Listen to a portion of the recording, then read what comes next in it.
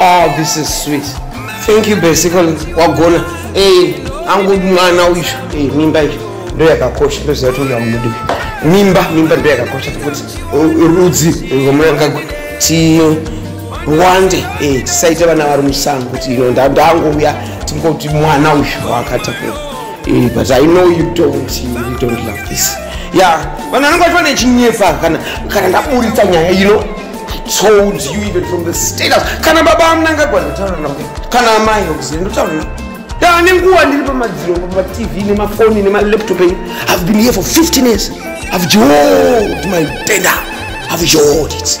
Yeah, I've been here for long. Sarushabisika zvangwa unoti doubt kana ndaposta. Umwe matatu ndaposta ne. Nzwa maruko parikundikhanukira. An experience, young lady. Please, when I post, I will post. I know for a fact 127 million% correct. Yeah, when the far, broccoli, manoko gango, I'm going to write ajari, but I know you. I actually, jam kubira calling post the third one. Ah, that was sweet. Hallelujah, Chris Katata. Number 3, black beauty. Nice. Kakaburwa nero zimbuya ratorwa. Yeah, me handimufarire. I didn't know easy. NDIKUNZWE kuti wa disrespect the first one. Ndokunzwa kuti wa disrespect number 3. Amai. Uto wakuye kwa Munangagwa. Welcome to my home.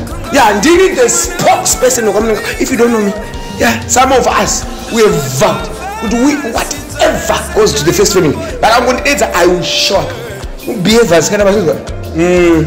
Aneka unu kechicha mero kechigeto. Mero zvavari vanhu kana kuzvanzo zvokwana Dionne. Udzikame.